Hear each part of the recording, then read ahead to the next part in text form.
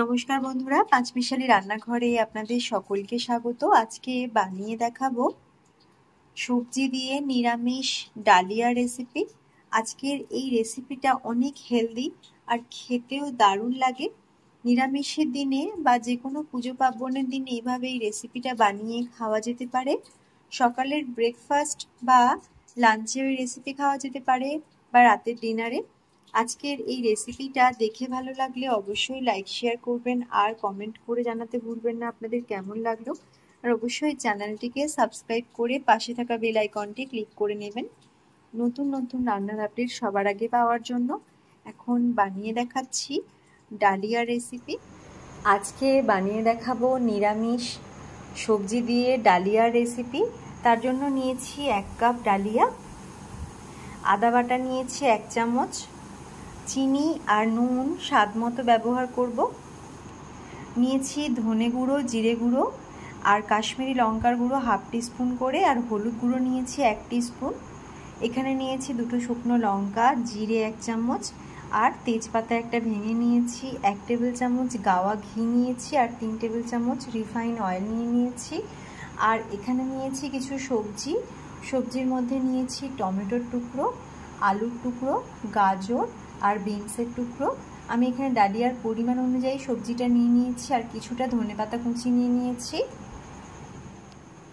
প্রথমে কড়াইতে ডালিয়াটা দিয়ে দেবো। শুকনো কড়াইয়ের মধ্যে ডালিয়াটা দিয়ে একটু নেড়েচেড়ে ভেজে নিতে হবে।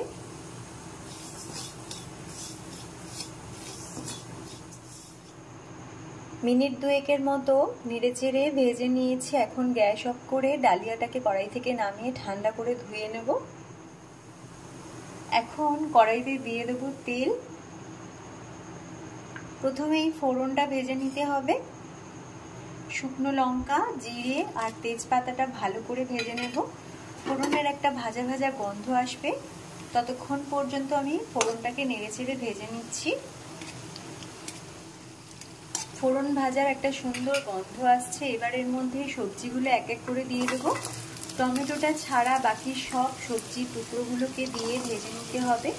গাজর, আলু, বিনস এসব আমি দিয়েছি, আপনারা চাইলে আরও কিছু সবজি অ্যাড করতে পারেন।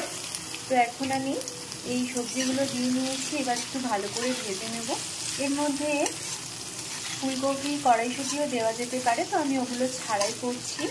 এখন একটু ভালো করে নেড়েচেড়ে ফ্রাই করে নিচ্ছি। নিরামিষের দিনে বা পুজো পার্বণের দিনে ডালিয়ার এই রেসিপিটা খেতে ভালো লাগবে।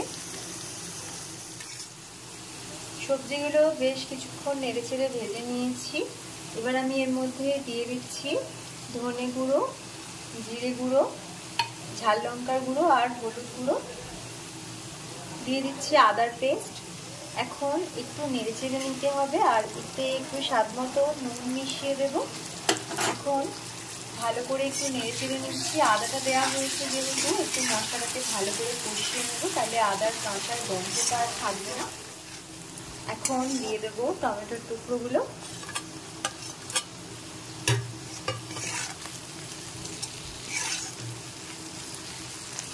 এবার এর মধ্যে দিয়ে দিচ্ছি ডালিয়াটাকে ঠান্ডা করে ধুয়ে রেখেছিলাম। খুবই হেলদি একটা রেসিপি। শ্রাবণ মাস উপলক্ষে বাড়িতে অনেকেই নিরামিষই খান, পুরো মাস অনেকেই নিরামিষই খান। তো এইরকম রেসিপি করে খেলে বেশ ভালোও লাগবে আর একটু মুখরোচক। এখন ডালিয়াটাকে সবজির সাথে ভালো করে নেড়েচেড়ে মিশিয়ে নিয়েছি।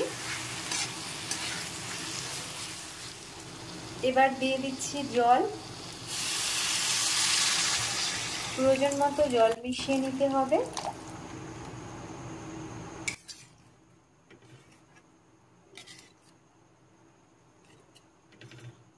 এখন সিদ্ধ করতে দেব।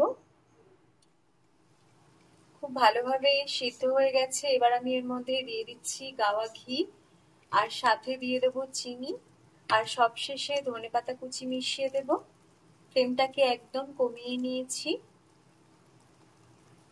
নিরামিষের দিনে এইভাবে এই রেসিপিটা আপনারা ট্রাই করতে পারেন। আশা করি আপনাদের অনেক ভালো লাগবে।